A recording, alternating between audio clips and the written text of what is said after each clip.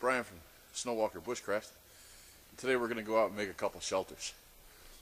Stick with me, we'll be back.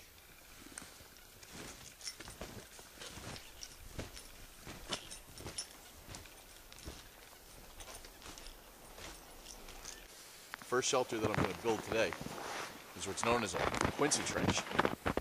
It's the same basic principle as a Quinzee hut, except if you have sparse snow conditions, you might be able to pull this one off instead of having to use the amount of snow that you would on a Quinzee hut.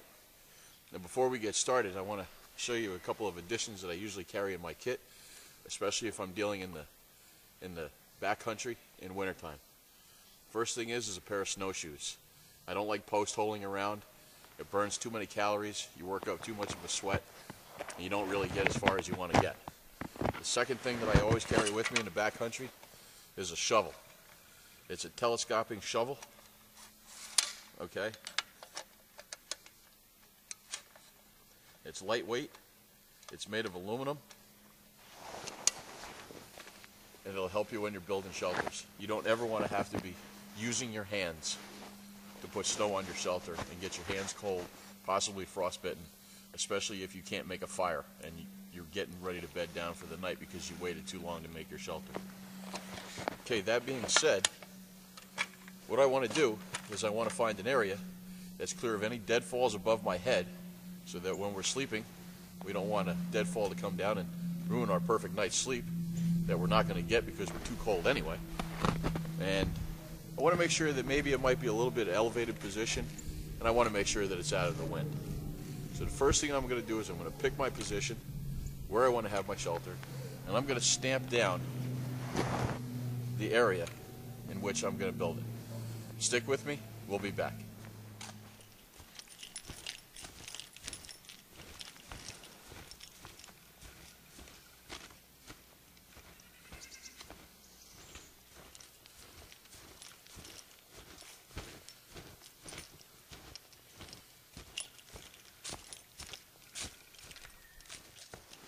Okay guys, basically what I've done is I've stamped out my footprint on where I want to start heaving my snow. And what I'm going to do is I'm going to make a long trench, and I'm just going to keep heaving snow over the top of it until I'm about waist high. And then what we're going to do is we're going to hollow out the inside of the trench. We're going to cut some limbs. We're going to put a tarp over the top of that and put the snow back over the top. So if you stick with me, I'll be back. Thanks.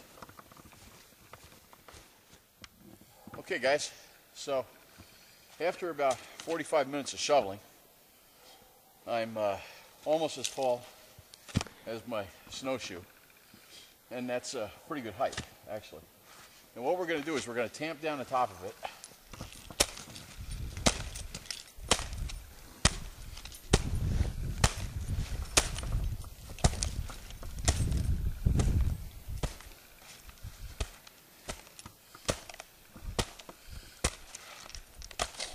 And we're going to let it sit for a while.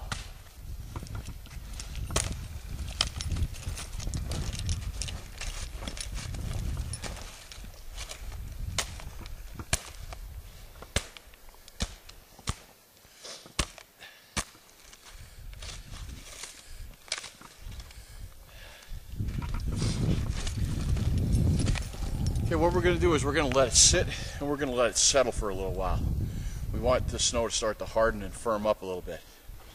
So while that's doing that, I'm going to cut some limbs that we're going to put over the top after we hollow out the middle of the trench. Then we're going to put our tarp over the top of that, and the snow that we take out, we're going to put back over the top of it.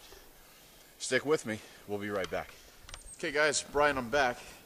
What we did is we let our snow start to settle it a little bit.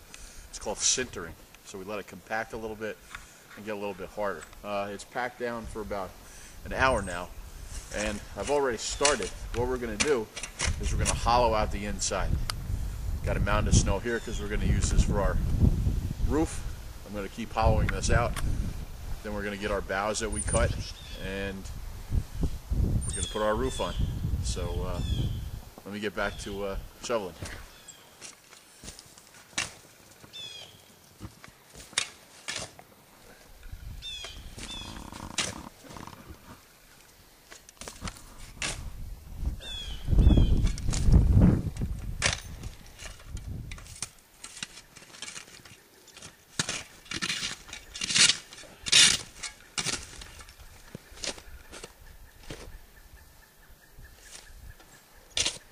Okay guys, as you can see, this is all hollowed out.